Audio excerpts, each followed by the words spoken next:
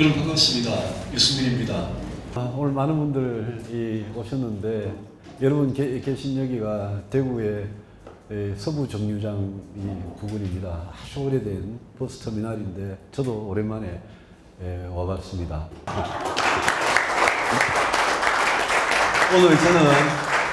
오늘 저는 인구 절벽 지방 소멸과 정치. 오늘 저는 정치 이야기는 많이 안 합니다. 저는 오히려 이 중요한 주제에 대해서 제가 정치를 하면서 학생들 만나거나 우리 당원들 만나거나 또 정치 지망생들 만나거나 할 때마다 제가 굉장히 강조하는 주제고, 제가 또 이 정치를 지금 이 권력을 잡고 계신 대통령이나 우리 국회의원들이나 이런 분들 만날 때도 늘 강조하는 주제고, 언론 인터뷰할 때도 저는 묻지 않아도 이 이야기를 꼭 하는 주제인데 불구하고 여기에 대해서 우리 시민들께서 당장 먹고 사는 일, 당장 눈앞의 일에 바쁘시니까 여기에 대해서 관심을 안 가지고 있는 사이에 여러분들 대한민국은 사라지고 있습니다. 요즘 여러분들 그 남해 앞바다 해수 온도가 얼마나 올라갔는지 아십니까? 바다가 뜨끈뜨끈해졌다는 거 아닙니까? 그 기후변화나 아니면 인구위기나 이런 이야기 하면 그냥 많은 정치인들이 무슨 표 안 되는 이야기 하느냐, 그런 이야기 누가 듣느냐, 이런 반응들을 많이 보이고, 실제로 국민들께서도 무슨 인구위기나 기후변화나 이런 거 가지고 표를 주지를 않습니다. 근데 여러분들 이 문제에 대해서 우리 국민들께서 지금 당장 골든타임이라고 그랬는데 골든타임 이미 지났고요. 당장 각성하지 않으면 정말 엄청난 재앙이 여러분 앞에 곧 닥친다라는 말씀으로 제가 한 20개 정도 PPT가 있는데 빨리 해보겠습니다. 이 숫자 몇 개를 제가 여러분들한테 먼저 보여드리고 말씀을 드릴게요. 0.78은 우리 대한민국, 우리나라의 합계 출산율입니다. 작년도 숫자입니다. 여성 한 명이 평생 낳는 아이의 숫자가 합계 출산율이고, 우리나라는 작년에 0.78이고 올해는 아마 0.75 아니면 그 이하로 또 내려가지 않을까 생각을 합니다. 1.58은 잘 사는 나라들의 클럽이라는 OECD 국가의 이 평균 합계 출산율입니다. 그러니까 우리나라에서는 여성 한 명이, 여성이 아이를 낳으면 이제 남녀 커플이 있으니까 남녀 거의 2명이 0.78명의 아이를 지금 낳고 있습니다. 근데 OECD 나라들은 1.58명. 여러분 0.78하고 1.58이 불과 0.8 밖에 차이가 안 난다 그러지만 0.8이라는 거는 여러분 대단한 숫자입니다.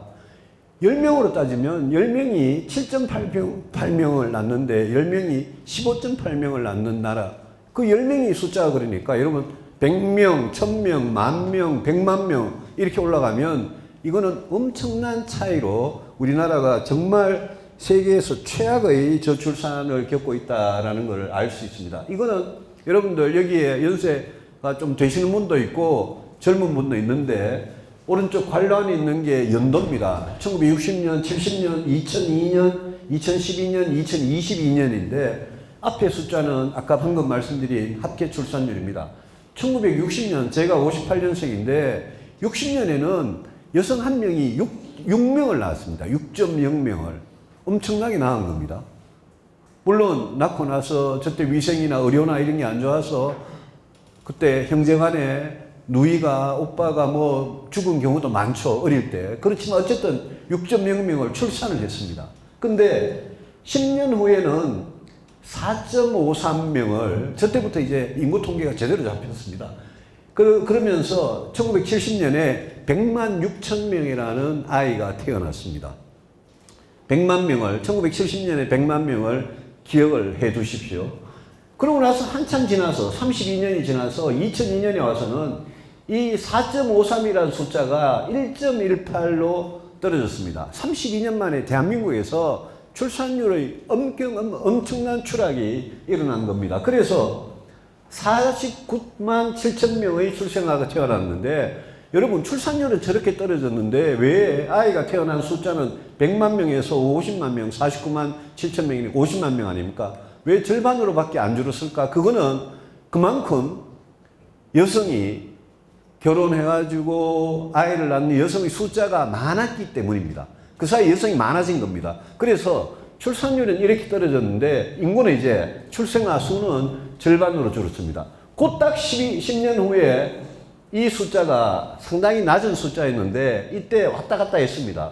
이때가 노무현 대통령 정권이 들어선 해고요. 2002년이. 2012년이 이게 박근혜 정부가 들어선 해입니다. 이제 불과 얼마 전의 이야기죠. 근데 숫자가 비슷하잖아요. 두째 49.7이고 48.5니까 저 때는 출산율이 왔다 갔다 해도 한 해에 50만 명의 아이가 그나마 태어나던 때였습니다. 제 애가 82년생이고 94년생인데 저 2002년 같으면 지금 딱 21살 된 청년입니다.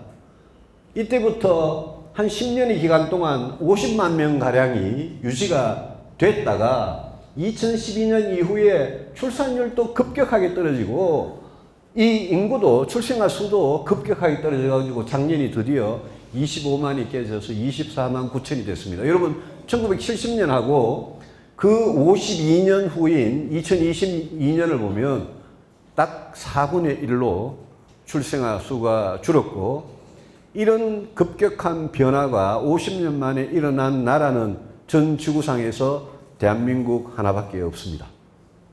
일본 같은 데도 굉장히 빨리 고령화 저출산이 진행이 됐지만 우리나라만큼 이렇게 급격하게 진행되지는 않았습니다.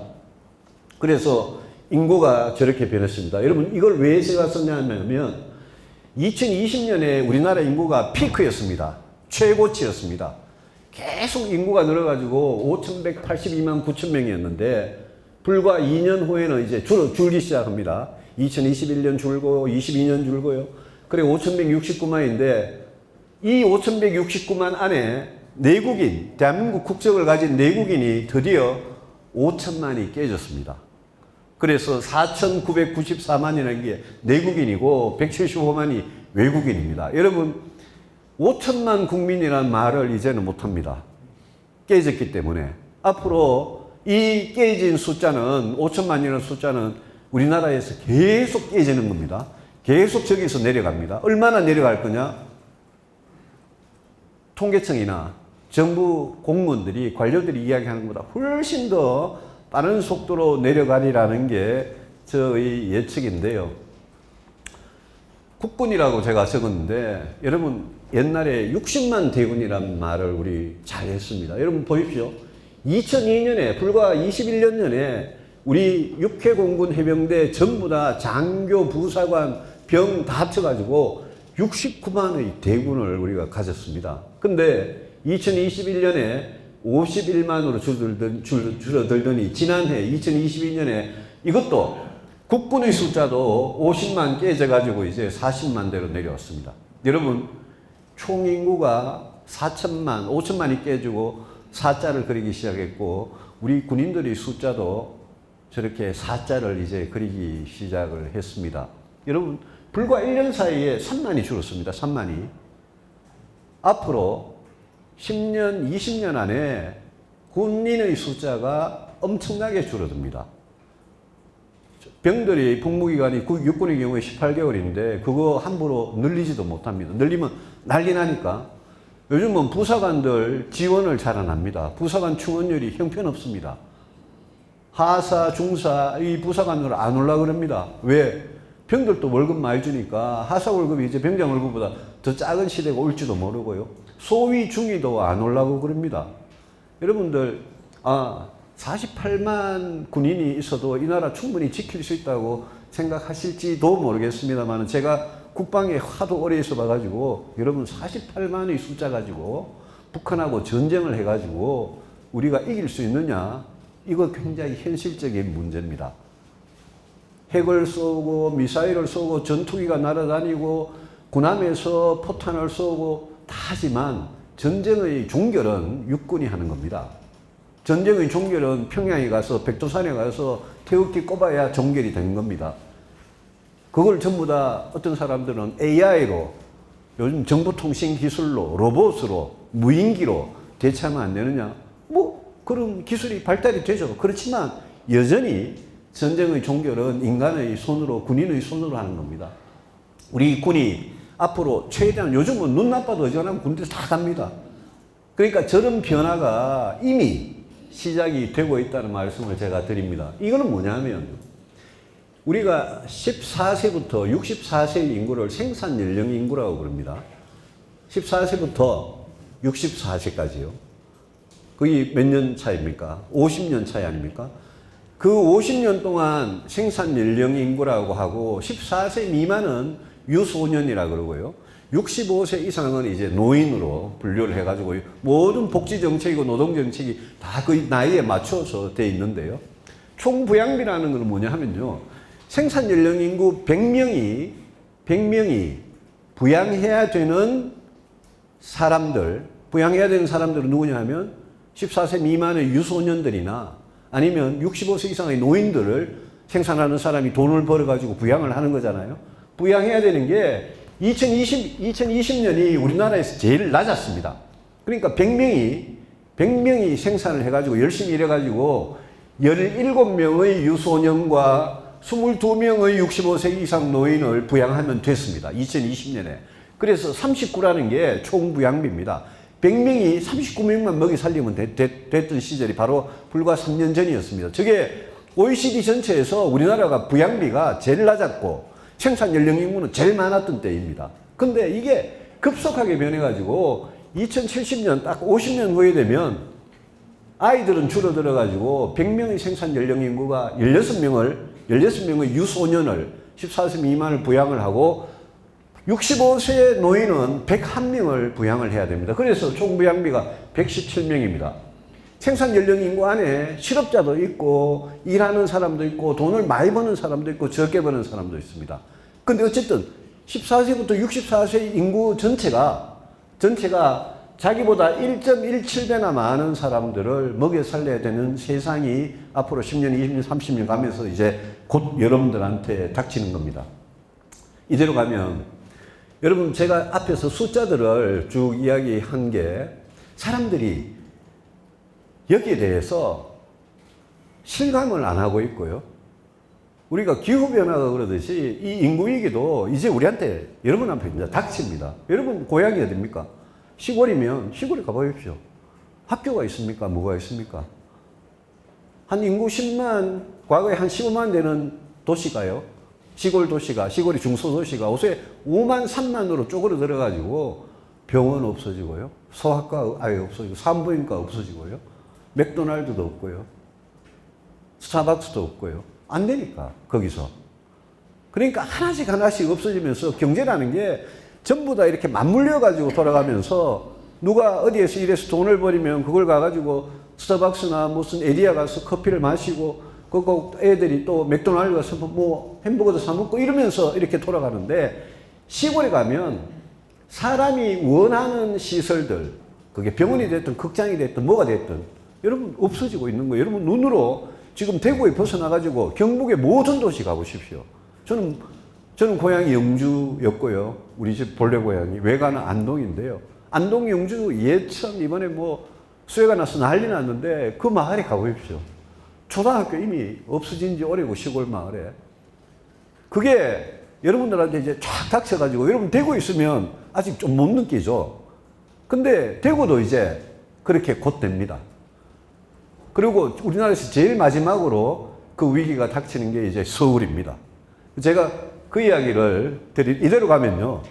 아까 제가 군 이야기를 했는데 병원, 소아과나 뭐 유치원인 어린이집, 조사는 아이들 장난감 만들어 파는 회사부터 시작해서 또 나중에 이제 학교, 학원 전부 다 이제 없어집니다.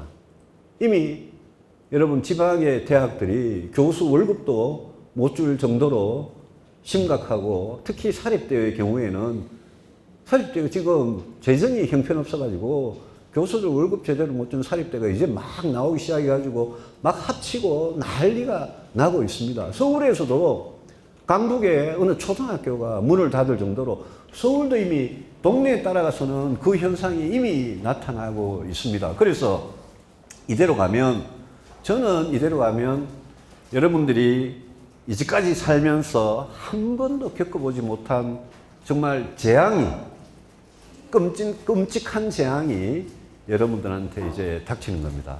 오늘 우리 어린 공주님도 같이 오신 어머님도, 젊은 어머님도 계시는데, 여러분 주변에 우리 아이들, 내 조카들, 얘들이 아까 100만 명에서 24만 9천 명으로 줄은 걔들이 앞으로 살 세상이 어떻게 될 거냐. 그거를 여러분들이 책임 안 지고 우리가 책임 안 지면 이제 누가 책임을 지겠습니까?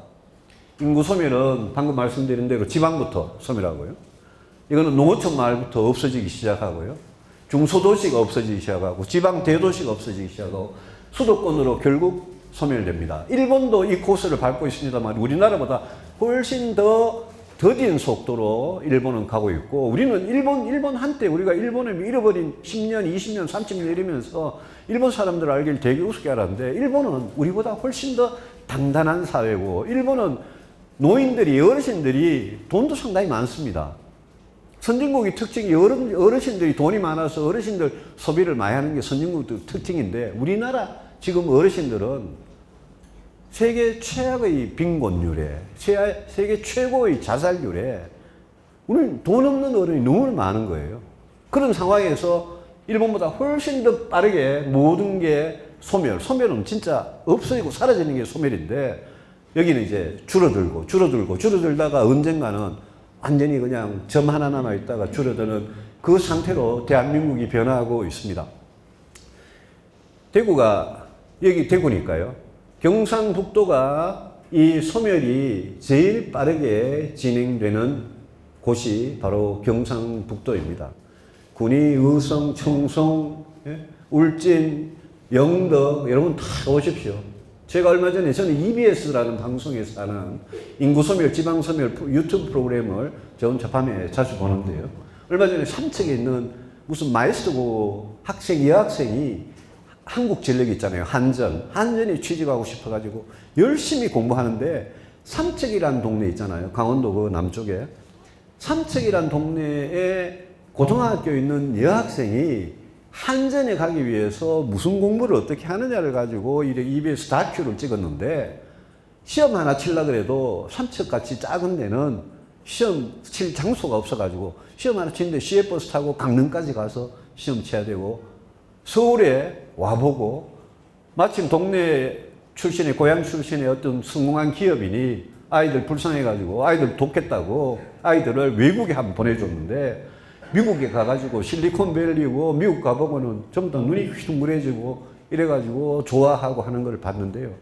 여러분 지금 삼척이면 옛날에 상당히 괜찮은 큰 도시였는데, 그런 도시가 그렇게 되고 있으니 삼척보다 더 작고 영주보다 더 작고 군위보다 더 작은, 거기서 10리, 20리, 30리 들어가야 되는 산골 마을에 있던 사람들, 거기에 있던 학교들은 여러분 이미 거의 사라졌다고 봐야 됩니다. 이거는 여러분들 이렇게 생각하시면 됩니다.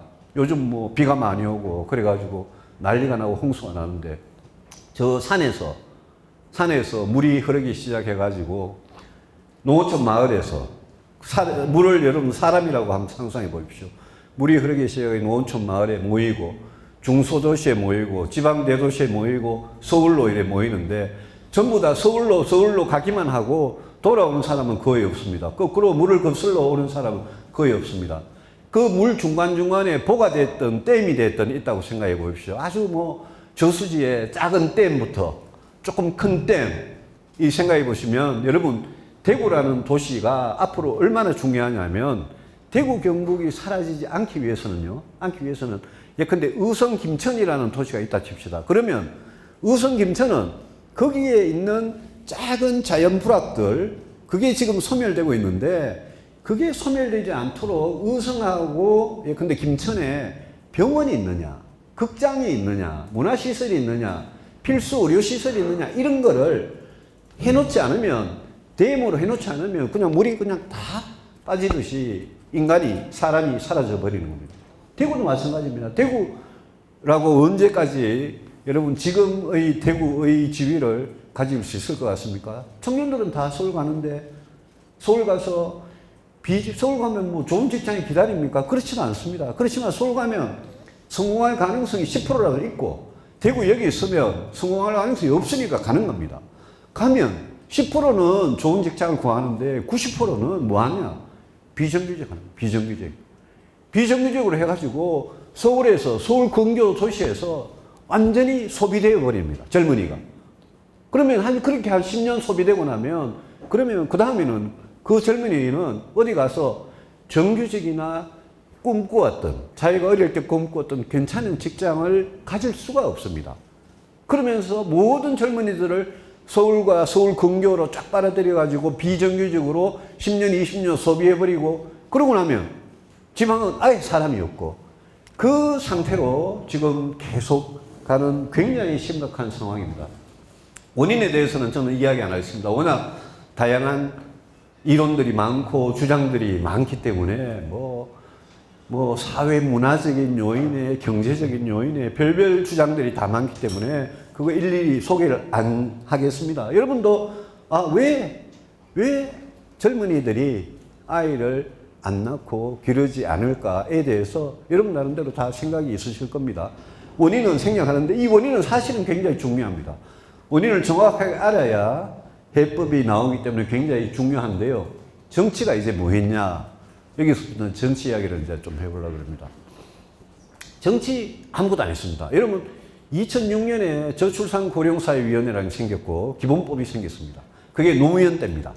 그때 법을 만들어서 지금 17년이 지났습니다. 이 17년 동안 300조 원 가까운 돈을 썼다고는 합니다만은 그 세부 내역을 보면 저출산 문제 극복하고 별 관계없는 돈도 그 안에 굉장히 많이 있어가지고 돈 많이 쓴 것도 아닙니다. 노무현 때부터 그게 2002년에 노무현 대통령이 2002년 선거에서 이기고 2003년에 취임을 했잖아요.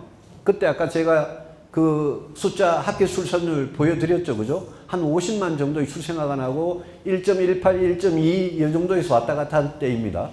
그때부터 야 이거 심각하다 이렇게 노무현 대통령이 인식은 했어요.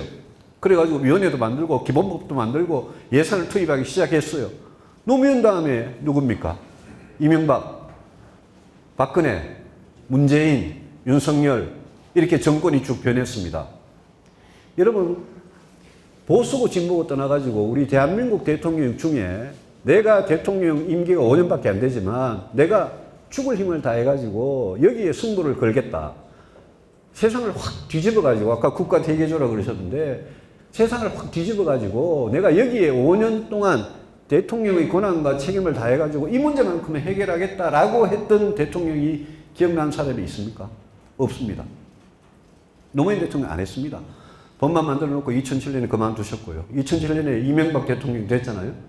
5년 동안 그냥 뭐 4대강 하고 녹색 성장하고 그러고 보냈지 안 했습니다. 박근혜 대통령 임기가 5년 못 채웠으니까요. 4년 1개월 정도 됐죠. 근데 박근혜 대통령 안 했습니다. 그냥 저출산 고령사회위원회 회의도 한번 뭐 제대로 안 하고요. 문재인 대통령은 아예 저출산 이 문제는 완전히 그냥 포기한 대통령이에요. 문재인 대통령은. 박근혜 대통령이 그래도 뭐 신용이나 하고 했는데 문재인 대통령 때는 아예 윤석열 대통령이 골든타임 대한민국 소멸을 대비하다 이렇게 나왔는데요. 저는 윤석열 대통령 같은 분이 이 문제에 대해서 뭘 생각하는지 제가 굉장히 비판을 많이 합니다. 5년 동안 딴 거 하지 마라. 이것만 해라. 만약 한 가지만 해야 된다면 이것만 해라라고 저는 주장하는 겁니다. 여러분 3대 개혁 있잖아요. 교육개혁, 연금개혁, 노동개혁. 3대 개혁은요. 인구 문제에 비하면 하위의 개념입니다. 물론 교육을 어떻게 하고 주택을 어떻게 하고 일자리를 어떻게 하고 연금을 어떻게 하고 이런 게 전부 다 인구 문제하고도 관련이 됩니다. 깊은 관련이 됩니다만은 그 나라의 목표의 순위로 따지면 이거만큼 중요한 게 없는데도 불구하고 대통령을 안 합니다. 국회도 안 합니다. 법안은 많이 내놨는데 국회의원은 안 합니다. 왜 안 하느냐? 표가 안 되기 때문입니다. 여러분 내년 총선에서 저출산 문제 해결하는 당이 되겠습니다. 이러면 여러분 표 주실 겁니까? 10명 중에 한 분 정도 표를 주실까? 그래서 중요한데 안 하는 겁니다. 이게 실패입니다. 실패. 국가의 실패입니다. 제가 프랑스 이야기를 잠깐만 드리겠습니다. 프랑스란 나라가 옛날에 몇 세기 전에 옛날에는 유럽 전체에서 땅도 넓고 인구가 제일 많은 나라였습니다. 근데 영국이 잘 나가고 독일이 잘 나가고 이러면서 프랑스가 어느 순간 뒤처져 가지고 막 그게 딱 1900년 정도 됩니다. 그러니까 19세기에서 20세기로 넘어올 때쯤. 그때 프랑스 인구가 쭉쭉쭉 줄어가지고 나폴레옹 때 그렇게 잘 나가던 프랑스가 독일하고 영국한테 좀 치여가지고 인구도 계속 줄고 이래가지고 프랑스에서 아주 대각성이 있었습니다. 인구가 없으면 우리가 절대 강하고 잘 사는 나라가 될 수 없다라는 걸 느끼고 그때부터 프랑스 지도자들이 어떻게 하면 인구를 유지를 하고 인구를 늘릴 수 있느냐에 굉장히 골몰을 했습니다. 1900년대 그러다가요. 1999년입니다. 딱 99년 후에 프랑스에서는 박스라고 했습니다. PACS. 박스가 시민연대 협약이라는 겁니다. 그 박스라는 걸 했는데 PACS입니다. 시민연대 협약. 그게 뭐냐 하면요. 동거를 해도 다 결혼 안 해도 아이와 부모한테 똑같은 복지 혜택, 똑같은 세금 혜택을 똑같이 드리겠다라는 겁니다. 이거 지금 우리 교회 목사님들이 알면 난리 날 일입니다. 근데 저는 찬성합니다. 저는 박스 같은 제도를 우리가 도입해야 된다고 생각을 합니다. 왜 그러냐? 좀 이따가 극복할 거냐, 적응할 거냐부터 먼저 말씀을 드릴게요. 자, 이 문제 어떻게 할 거냐? 어떤 사람들은 적응하자 그럽니다. 적응하고 이민이나 받자 그럽니다. 여러분, 그게 해법이라고 생각하시는지 한번 스스로 한번 생각해 보십시오. 이거 극복해야 되는 거 아니냐? 그럼 뭐, 출산율 내려가고, 인구가 줄어들고, 아이 없어져도 그냥 적응해서 살다가, 그럼 언젠가 우리 다 죽으니까, 살다가 그냥 가자. 이렇게 생각하시는 분들이 적응하자. 그래도 뭐, 설마 제로가 되겠느냐? 그래도 뭐 24만 9천 명이니까 원래 한 24만이나 23만 얼마 되면 쭉쭉쭉 내려가가지고 마지막에 한 20만 정도에서 멈추지 않겠느냐? 그러면 그러면 이제 연세 많은 분들은 언젠가는 다 돌아가실 거니까 그러면 인구 구조도 좀 달라지지 않겠느냐? 그럼 적응해서 살아가면 되는 거 아니냐? 그럼 뭐 대학 가기도 좋고 경쟁도 없어지고 직장 구하기도 좋고 다 좋은 거 아니냐? 인구 많은 게 꼭 좋은 거냐? 이렇게 주장하는 사람들도 여러분 제법 있습니다. 그게 적응론자들입니다. 저는 절대 동의하지 않습니다. 저는 이거는 극복하지 않으면 여러분 앞에 굉장히 어두운 미래가 기다리고 있기 때문에 저는 극복론자입니다. 그래서 저는 적응론자들하고 굉장히 많이 싸웁니다. 그래서 이 인구라는 거를 우리 대한민국의 1번 문제로 생각할 거냐, 최우선 국정과제로 생각할 거냐, 그리고 최우선 국정과제를 우리가 만들고 모든 정책, 예산, 법을 여기에 맞춰 갈 수 있느냐에 대해서 정치권이 이제 결단을 내려야 되는 겁니다. 해법은 있나? 극복을 하려 그러면 해법은 저는 있다고 생각합니다. 여러분, 젊은이들은 나는 내한테 몇십억을 줘도, 그럼 또 시간을 어떻게 해줘도 나는 아이 낳기 싫어, 결혼 안 할 거야 라는 젊은이들이 있습니다. 그게 자기 인생관이고 가치관일 수 있습니다. 그죠? 특히 여성의 경우에도 그럴 수가 있고 남성의 경우에도 그럴 수가 있습니다. 그런 젊은이들한테는 국가가 시간과 돈이라는 문제를 아무리 해결을 해줘도 그럼 뭐 안 통하는 겁니다. 그래서 돈만 퍼붓는 정책이 필요 없다, 효과가 없다라는 거는 그런 생각을 갖고 있는 젊은이들한테는 효과가 없을 겁니다. 그런데 그게 아니라 우리 젊은이들 중에 나는 언젠가는 결혼도 하고 싶고 뭐 결혼하든 안 하든 내 언젠가는 아이를 낳고 싶고 아이를 내가 낳든 입양을 하든 아이를 낳고 싶고 아이를 기르고 싶다. 그래서 나 행복하게 같이 살고 싶다라는 젊은이들이 있으면 그 젊은이들이 만약 시간과 돈 때문에 안 그러고 있다면 저는 그거는 극복론자로서 그거는 국가가 적극적으로 저는 해결을 해줘야 된다고 생각합니다. 제가 공무원이나 교사가 하는 육아휴직 3년이라는 거를 지난 2017년 대선 때부터 왜 똑같은 대한민국 국민인데 공무원들하고 교사들은 3년 동안 육아휴직을 할 수 있는데 왜 우리 일반 민간 회사 다니는 사람들은 할 수가 없냐. 우리도 3년 하자. 국가가 그걸 위해서 지원하자. 기업도 거기에 적응하자. 맨날 야근하고 회식하고 주말에 나오고 이러지 말고 선진국 기업들은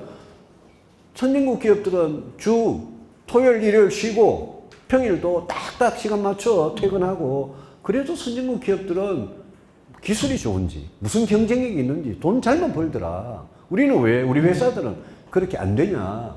그래서 이 시간과 돈을 결혼할 의사가 있거나 아니면 뭐 결혼을 떠나서 아까 프랑스의 박스 같이 아이를 낳고 싶거나 기르고 싶거나 하는 사람들한테는 시간과 돈 때문에 그걸 하지 못하는 일이 나타나지 않도록 해주자. 여기에서 저는 해법이 출발하면 된다고 생각하고 많은 젊은이들이 서울에 그 집 비싼데 무슨 결혼이냐 무슨 아이냐 집 문제. 내가 비정규직으로 한 달에 250만 원 버는데 무슨 결혼이고 아이냐 라는 일자리 문제. 거기다가 아이를 낳으면 누가 키우냐 보육 문제.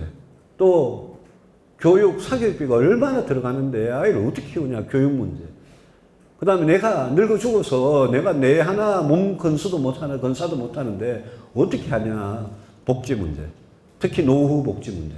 이 문제에 대해서 만약 이 인구위기가 진짜 심각한 거라고 생각하고 특히 대통령이나 정치인들이 그리고 이걸 진짜 바꿔야 된다고 생각한다면 그러면 이 문제, 집 문제, 일자리 문제, 보육, 교육 또 복지 여기에 대해서 저는 시간과 돈을 저는 앞으로 이 문제가 지금 0.78이 OECD 평균의 1.58인데 그러니까 지금보다 딱 2배 느는 겁니다. 그죠? 지금 0.78을 1.0, 1.3, 1.5, 1.6으로 올리는 걸 딱 목표로 세워놓고 그 목표를 위해서는 저는 돈이고 법이고 다 할 수 있어야 된다고 생각을 합니다.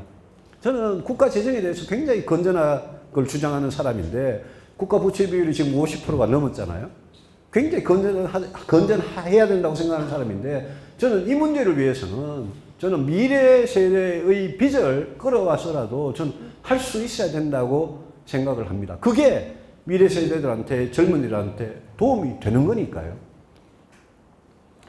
결혼이란 제도 아까 프랑스 이야기를 하면서 말씀드렸습니다만 프랑스는 혼인 외에서 출생하는 아이의 숫자가 전체 아이 중에 63.8%입니다.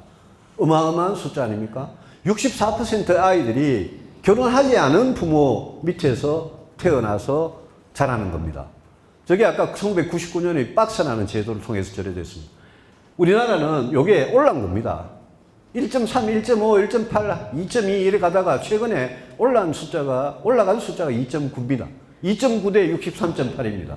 자, 여러분 유교 문화, 유교 사회에서 어디 결혼도 안 하고 아이를 낳아? 예? 여러분 결혼이라는 게 뭡니까?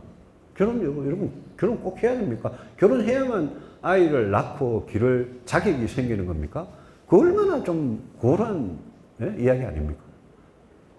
결혼, 혼인 외에 제가 이 이야기 하면 이제 목사님들이 난리가 나는데 왜냐하면 이 이야기를 잘못하면 그러면 동성애를 허용하자는 말이냐 이러면서 당장 들고 나오는데 프랑스에서 박사라는 제도를 1999년에 도입한 이후에 동성애자들이 이 제도를 악용하는 퍼센트가 그전하고 비교해서 달라지질 않았습니다. 우리나라 여러분 동성애로 아이 키우고 결혼하고 싶어하고 아니면 결혼하고 같이 살면서 아이 키우고 싶어하는 그런 동성애자들이 얼마나 되겠습니까? 큰 줄기를 보고 정책을 피하지. 그래서 결혼하면서 여러분 돈이 얼마나 들어갑니까? 허례허식에.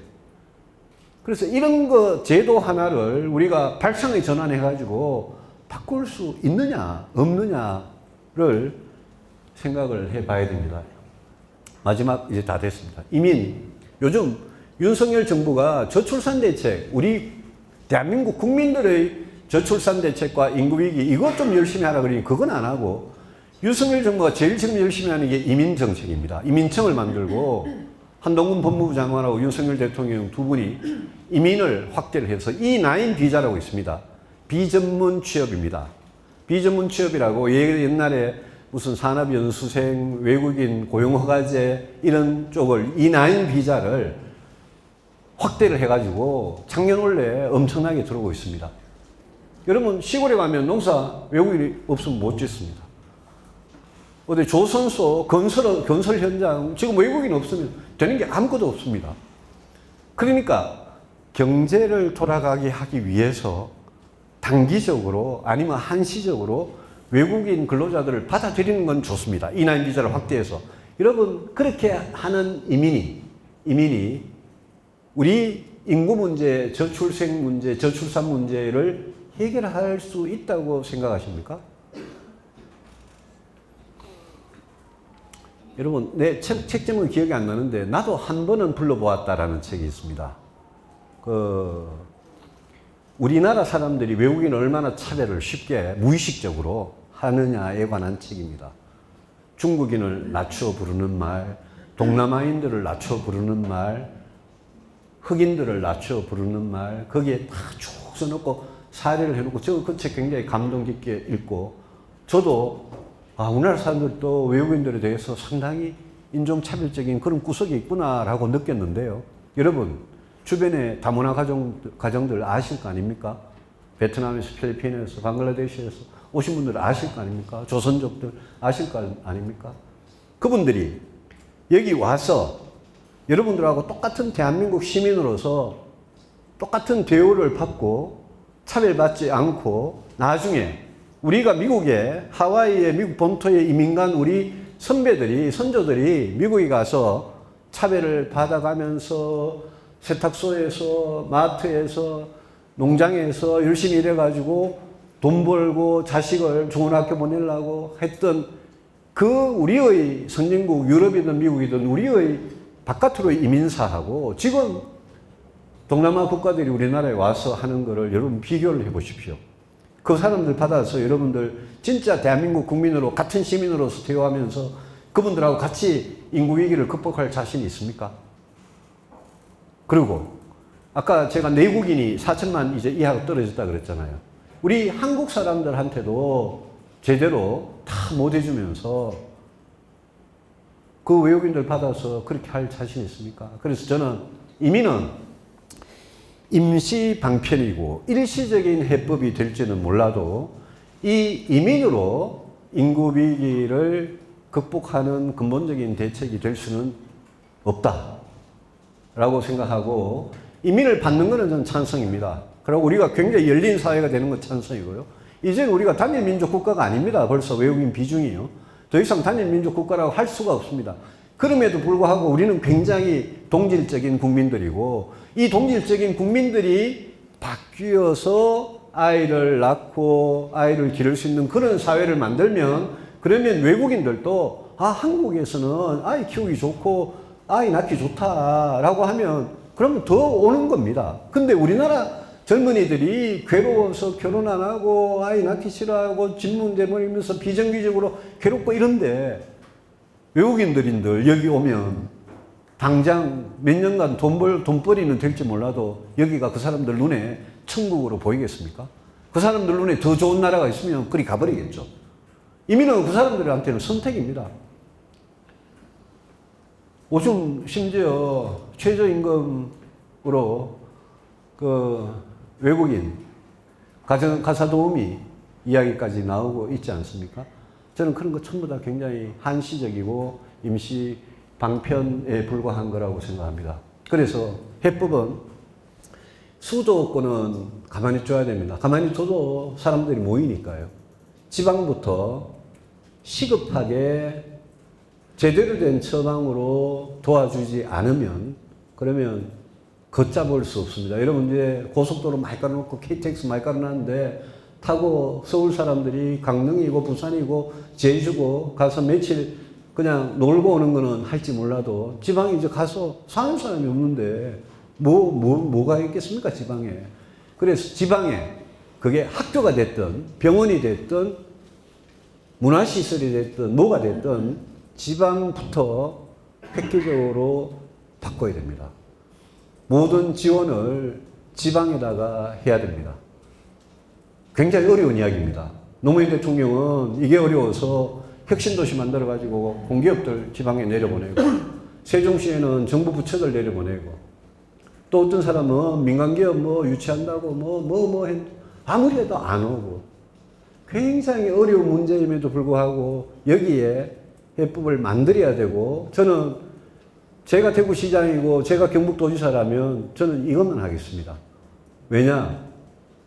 이거 안 하면 미래가 없는데요. 그래서 그 사람도 아까 우리 신인기 변호사 이야기한 분권하라는 게 그래서 중요한 겁니다. 자, 권한을 주고 도와줄 테니까 구체적인 아이디어는 당신들이 내. 당신들이 살 길은 당신들이 마련해. 라는 거를 의성이고 영주고 대구고 이제 그걸 맡고 있는 그 책임자들한테 그거를 이제 보여줘야 됩니다. 지방부터 하자는 거고요. 이제 이게 마지막입니다. 인구정치라고 이름을 붙였습니다만, 여러분, 제가 아까 처음에 이야기했듯이 우리 5천만 명이 투표를 하는데, 이 중에 이제 17세 이하는 빼고요. 투표를 이제 선거 때마다 합니다. 대통령을 뽑고, 국회의원을 뽑고, 시장 도지사를 뽑고, 다 뽑습니다. 구의원 뽑고, 다 뽑습니다. 여러분, 뽑을 때, 이 문제. 어떻게 우리 공동체가 아이를 낳아 기르기 좋은 그런 공동체가 되고, 이 문제를 가지고 자기 선출직 공무원이 될 때, 대통령이든 뭐든, 그거를 안 찍어줍니다. 그래서 저도 오늘 이래 떠들고 나서 난 나중에 또 선거할 때는 달콤한 공약 어디 발굴을 하느라고 저도 뭐 그럴지도 모르겠습니다만, 이 문제에 대해서 저는 우리 국민들께서 이제는 야 정말 큰일이다. 이제 각 가정에 다 있지 않습니까? 예? 결혼 안 한 노처녀 노총각들 다 있지 않습니까? 또 결혼해도 아이 안 낳는 조카들 다 있지 않습니까? 이 문제가 진짜 이대로 가면 심각한 문제다라는 걸 알고 저는 인구 정치를 하는 그런 지도자한테 우리 5천만 국민들께서 표를 줄 거냐. 여기에 달린 겁니다, 결국은. 여러분, 개혁 있잖아요, 개혁. 우리가 개혁이라는 거. 개혁 굉장히 어렵고 피곤하고 누군가는 기득권을 잃어버리고 누군가는 피해를 보는 게 개혁입니다. 진짜 개혁은 그렇습니다. 근데 개혁을 열심히 하겠다 그러면 표가 안 되겠죠. 인기가 없겠죠. 그럼에도 불구하고 해야 되겠죠.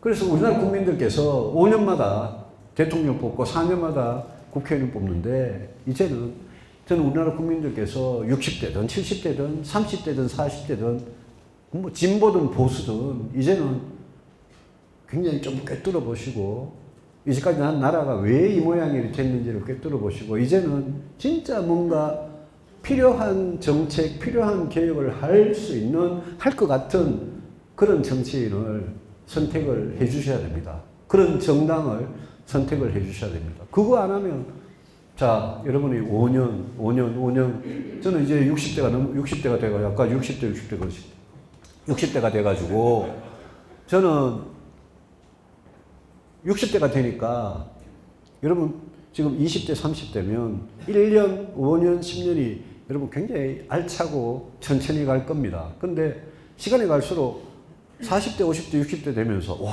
시간이 뭐 그냥 화살과 같은 속도로 가서 제가 과거 100년, 과거 200년 이런 역사에 관한 이야기를 할 때는 제 눈에는 최소한 100년, 50년이 별로 긴 시간이 아닙니다.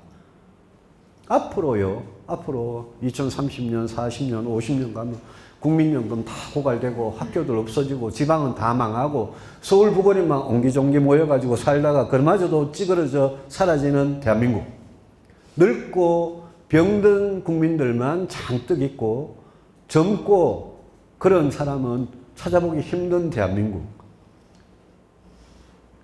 우리는 죽으면 그만이지만 우리 자식들, 우리 손자, 손녀들은 그러면 그런 대한민국에서 이제 살다가 이제 어떤 사람에 따르면 2750년이 되면 대한민국의 마지막 대한민국 사람이 사라지고 이 땅은 비어 있든지 아니면 이 땅에 외국 사람들이 돌아가 살든지 그렇게 된다는 거거든요.